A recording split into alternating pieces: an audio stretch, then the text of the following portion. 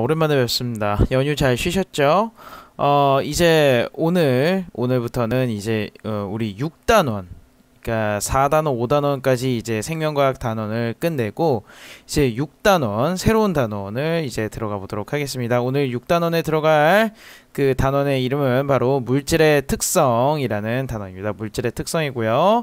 자, 물질의 특성의 첫 번째 단원, 소단원 이름도 이 물질의 특성입니다. 중단원 이름도요.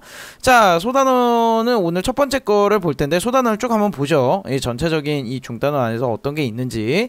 자, 첫 번째 순물질과 순물질과 혼합물에 대해서 볼 거예요. 그러니까 순물질이라는 거과 혼합물이라는 개념, 그 다음에 이 물질이 순물질이구나 혼합물이구나를 여러분이 판단할 수 있으면 되겠습니다. 자, 두 번째, 물질이 뜨고 가라앉는 성질.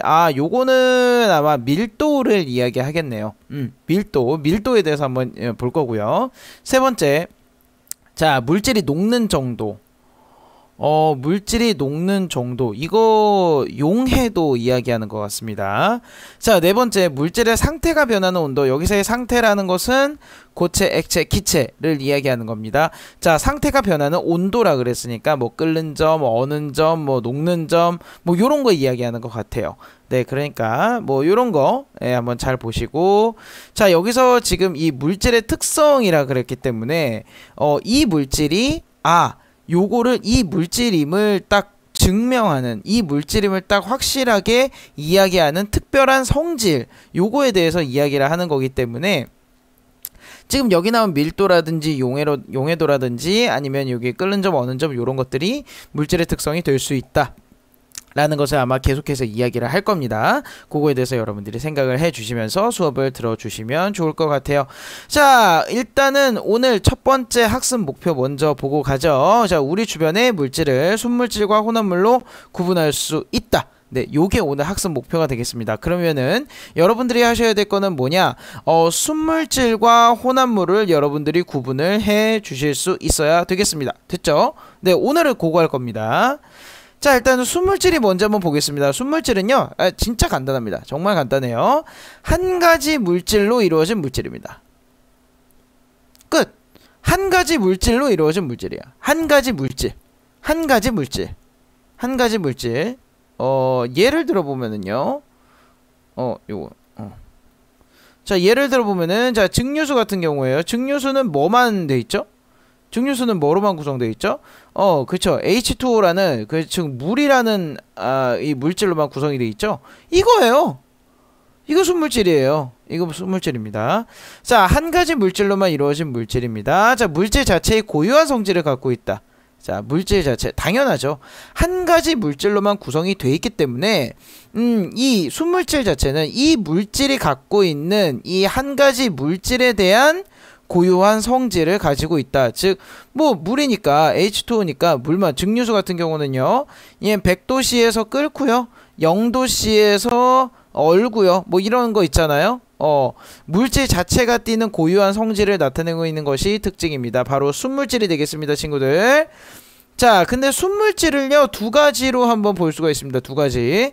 첫 번째, 한 종류의 원소로 이루어진 물질. 요거. 한 종류의 원소로 이루어진 물질. 자, 두 종류 이상의 원소로 이루어진 물질. 두 종류 이상의 원소요. 자, 지금 아까 제가 말씀드렸던 것 같은 H2O 같은 경우는 친구들 보세요. H와 O로 구성되어 있죠. 지금 두 가지 종류의 지금 원소로 이루어진 거를 여러분이 지금 보실 수가 있고요. 자, 여기서는 지금 한 종류의 원소로 이루어진 거, 그 가장 대표적으로 우리가 다이아몬드를 이야기합니다. 다이아몬드. 여러분, 다이아몬드라고 한다는 것은 어떤 종류로만 구성되어 있는 아이들이죠? 그렇죠. C, 탄소로만 구성되어 있는 아이죠. 다이아몬드도 다이아몬드인데, 자, 흑연 같은 아이들 있죠? 흑연? 뭐 요런 아이들도 자, 탄소로만 이루어져 있는, 구조가 다를 뿐이에요. 다이아몬드랑 흑연이랑 구조가 다를 뿐이지 한 가지 탄소라는 원소로 이루어진 거는 똑같습니다. 다른 예를 한번 들어볼까요? 알루미늄 호일 같은 거 있죠. 알루미늄 호일 같은 경우는 뭘로만 구성되어 있을까요? 자, AL로만, 그러니까 알루미늄으로만 구성되어 있습니다. 그러면은 얘는 이제 알루미늄 한 종류로 원소로 이루어져 있는 순물질이라고 이야기를 할 수가 있게 되겠죠. 이해가 되실까요, 친구들? 오케이, 좋습니다.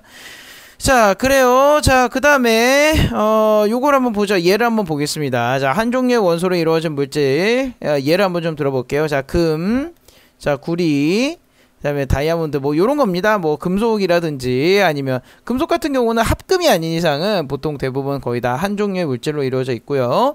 자, 산소기체, 수소기체 요런 아이들도 제가 한 종류로 이루어져 있죠. 한 종류로 이루어져 있기 때문에 뭐 요런 것들 네, 이렇게 볼 수가 있게 되겠고요. 자, 그 다음에 두 종류 이상으로 이루어진 물질입니다. 두 종류 이상으로 이루어진 물질. 아까 제가 말씀드렸던 물 H2O죠. H2O. 자, 염화나트륨입니다. NaCl, NaCl. 자, 두 종류죠. 두 종류 이상, 두 종류 이상의 원소로 이루어져 있고요. 자, 이산화탄소 같은 경우는 이산화탄소는 CO2가 되겠습니다. 자, CO2 같은 경우도 얘는 탄소와 산소로 구성이 되어 있죠. 아시겠습니까, 친구들? 별거 없죠. 그죠? 별거 없습니다. 이게 바로 순물질입니다. 그러니까 어떤 공간 안에 자, CO2 기체만 존재를 하고 있다. CO2 기체만 존재를 하고 있다. CO2 기체만 존재를 하고 있다. 이거는 여러분 요거 자체는 지금 순물질이라고 본다는 거예요. 요거 자체는 순물질이에요. 이해가 되시죠? 저 뭐 CO2 기체가 아니더라도 만약에 뭐 여기 예시는 없지만 만약에 뭐 여기 암모니아 기체로만 가득 차 있다. 암모니아 기체로만 가득 차 있다. 뭐 요거 자체도 지금 순물질이라고 볼 수가 있게 되겠죠. 이해가 되시죠? 이해가 되시죠? 오케이, 좋아요. 자, 그 다음에 혼합물에 대해서 보겠습니다. 우리가 순물질과 혼합물을 지금 구분을 해야 됩니다. 자, 보세요. 두 가지 이상의 순물질이 섞여 있는 물질. 아시겠죠? 아시겠죠? 혼합물 내의 성분 물질의 성질을 그대로 갖고 있다. 이 말은 뭐냐면요. 혼합물 내에서는요. 성분 물질이 각각의 성질을 그대로 다 갖고 있다라는 소리예요. 자, 예를 들면은 자, 보세요, 친구들. 자, 어떤 공간 안에요. CO2도 있고요. 그 다음에 저기 뭐냐? O2도 있고요. 그 다음에 뭐 N2도 있고요. NH3도 있고요. 뭐 여러가지 기체가 있다라고 한번 쳐봅시다. 여러가지 기체가 있다라고 쳐보세요. 요거 자체는 지금 뭐죠? 혼합물이 되겠습니다. 이해가 되세요? 이해가 되세요, 친구들? 이해가 되세요? 아까 우리가 순물질에서는 같은 기체들만 만약에 모아져 있다. 같은 공간 안에 같은 기체들만 이렇게 존재를 하고 있다. 요거는 우리 순물질이라고 지금 이야기를 하죠. 자, 그런데 혼합물 같은 경우는 두 가지 이상의 순물질이 섞여 있는 경우입니다. 그러니까 같은 공간 안에 여러 가지 순물질들이 섞여 있다. 자, 요렇게 되면서 요거는 지금 우리는 혼합물이라고 이야기를 한다. 라는 거를 다시 한번 말씀을 드리겠습니다. 자, 뭐 근데 혼합물의 종류는 일단은 균일 혼합물이 있고요. 불균일 혼합물이 있습니다. 균일 혼합물이라는 것은 어떤 공간이든 자 보세요. 여기 중에서 어떤 공간이든 간에 얘네들의 조성이 똑같은 아이들 많이 푸든 적게 푸든지 간에 얘네들의 비율 얘네들의 조성이 똑같은 아이들 요 아이들을 우리는 균일 혼합물이라고 이야기를 하고요. 자, 얘네들이 뭐 이렇게 섞여 있어요. 여러 개가 섞여 있어요. 여러 개가 섞여 있는데 얘네들끼리 조성이 완전히 달라요. 조성이 완전히 다르다 보니 이거는 여기를 풀면은 이게 많이 나오고 여기를 풀면은 이게 많이 나오고 여기를 풀면 이게 많이 나오고. 자, 여러분 그 초밥집 가보셨습니까? 초밥집 가보시면은 왜 미소 장국 나오잖아요. 미소 장국 보면은 여기 국그릇에 시간이 지나면요 아래쪽으로 그 된장이 쭉 가라앉아 있는 것을 여러분이 보실 수가 있어요.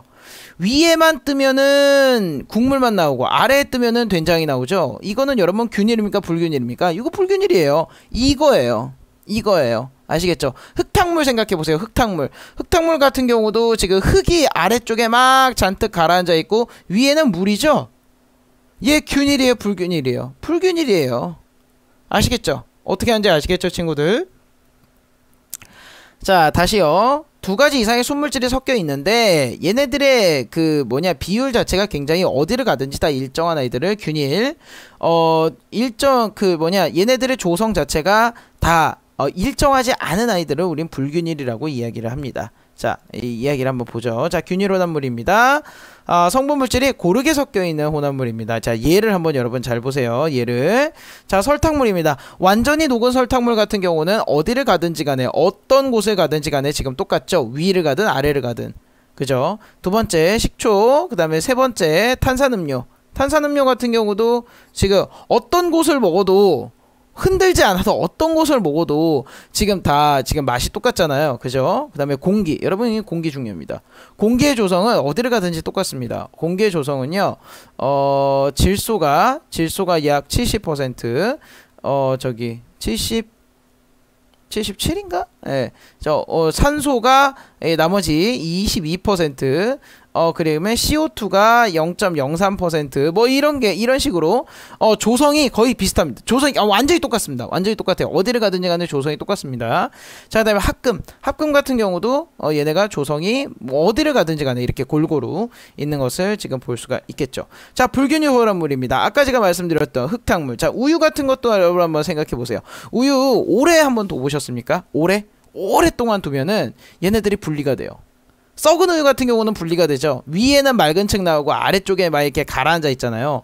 그걸로 이제 우리가 해놓은 게 바로 치즈가 그런 걸로 이제 다 이제 분리를 한 거죠. 어쨌든 자, 암석 같은 경우도 여러분 돌덩이 한번 보세요. 돌덩이 한번 보세요. 돌이 보면은 어디는 막 이런 게 진한 게 박혀 있고 어디는 뭐 연한 게 이렇게 박혀 있고 이러지 않습니까? 이거 불균일이에요. 불균일이고요.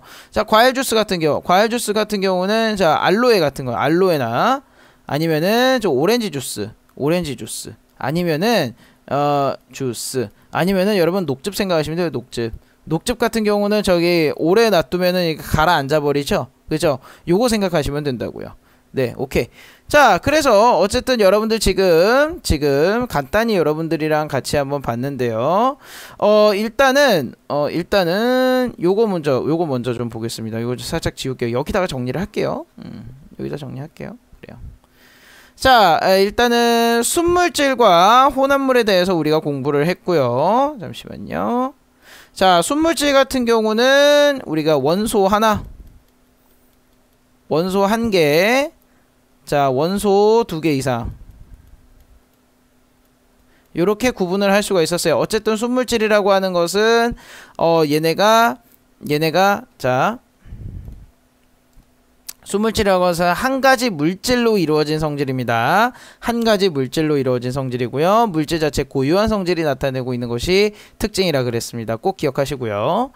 자, 그 다음에 혼합물이라고 한다는 것은 두 가지 이상의 순물질이 섞여 있는 물질이고요. 자, 그 다음에 얘네들은 두 가지 이상이 섞여 있다 보니까 CO2는 CO2대로, O2는 O2대로의 성격을 그대로 갖고 있겠죠. 저기 오렌지 주스 안에서도 물은 물대로의 성격을 갖고 있고 오렌지 오렌지 나름대로의 성격을 갖고 있을 거란 말이에요. 즉 혼합물 내의 성분 물질 그대로, 성분 물질의 성질을 그대로 갖고 있다. 요거 여러분이 생각해 주시면 될 것 같습니다.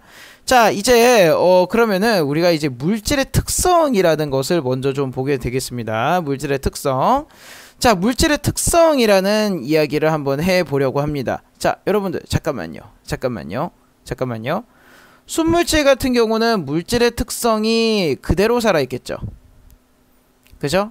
물질의 특성이 그대로 살아있는데 혼합물 같은 경우는 이 여러 가지 물질들이 다 섞여 있다 보니까 이 물질의 특성이 조금 혼합물이 되면은 변할 수 있다라는 겁니다. 자, 요거는 제가 물질의 특성에 관련된 거를 하나하나 설명을 해 나가면서 더 자세하게 말씀을 드리도록 할게요. 자, 물질의 특성입니다. 일단 물질의 특성에 대해서 먼저 좀 보도록 하죠. 자, 다른 물질과 구별되는 그 물질만의 고유한 성질입니다. 자, 여러분, 고유한 성질이라고 한다는 것은 이 물질을 구분할 수 있는 기준이 된다라는 거예요. 이해하세요? 동의하세요? 오케이. 자, 겉으로 보이는 성질이 될 수도 있습니다. 색깔, 냄새, 맛 같은 경우입니다. 자, 색깔 같은 경우는요, 뭐가 있을까요?